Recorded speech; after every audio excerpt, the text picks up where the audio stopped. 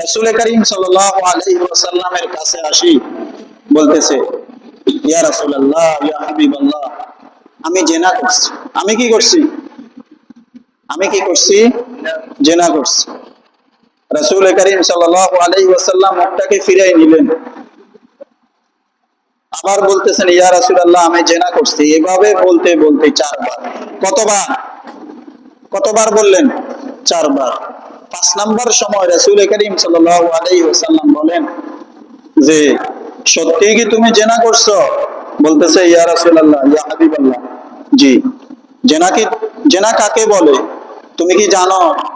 বলতেছে, ইয়া রাসূলুল্লাহ, ইয়া হাবিবাল্লাহ, বেবিচার, জিনা, এই সম্পর্কে আমার ধারণা আছে। রাসূল করিম সাল্লাল্লাহু আলাইহি ওয়াসাল্লাম বলেন যে, তুমি বলো বেবিচার কাকে বলে, জিনা কাকে বলে?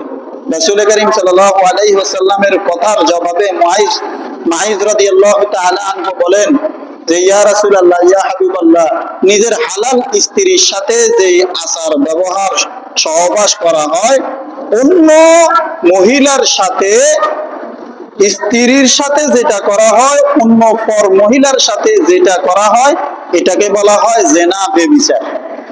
রাসূল করিম সাল্লাল্লাহু আলাইহি ওয়াসাল্লাম বলেন যে, সুরমার কোড়ার মধ্যে, সুরমার বোতলের মধ্যে কাঠি রাখার মতো কি তুমি এরকম জিনা করছো?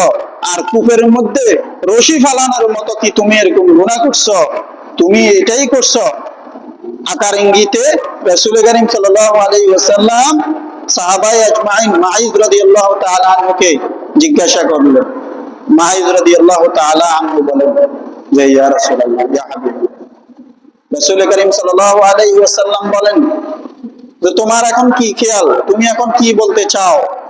রাসূল করিম সাল্লাল্লাহু আলাইহি ওয়াসাল্লামের জবাবে মুআইজ রাদিয়াল্লাহু আনহু বলেন, ইয়া রাসূলুল্লাহ, ইয়া হাবিবাল্লাহ, শরীয়তের শাস্তি প্রয়োগ করুন আমার উপরে, শরীয়তের শাস্তি প্রয়োগ করুন, আমাকে এই গুনাহ থেকে বাঁচান, আল্লাহ পাক রব্বুল আলামিনের দরবারে যেন আমি মাপ পেয়ে যাই।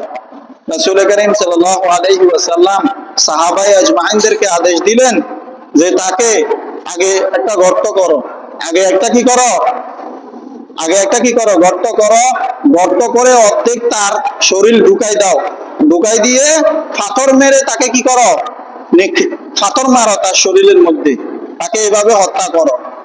তো এইভাবে হত্যা করার ফলে এই ব্যক্তি ইন্তেকাল করে।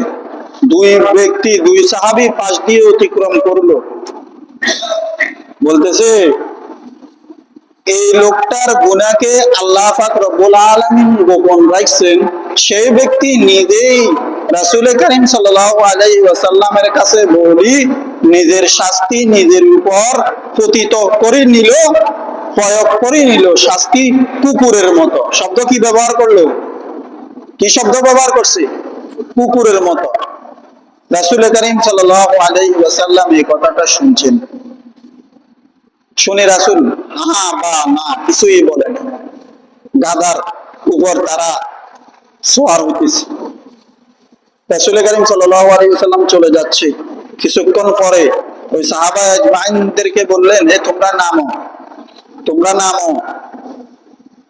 নামাইছে, নামানোর পরে রাসূল করিম সাল্লাল্লাহু আলাইহি ওয়াসাল্লাম বলেন যে, এই মোরা গাদা আছে না, মোরা গাদার গোশত, এগুলো তোমরা ভক্ষণ করো, খাও।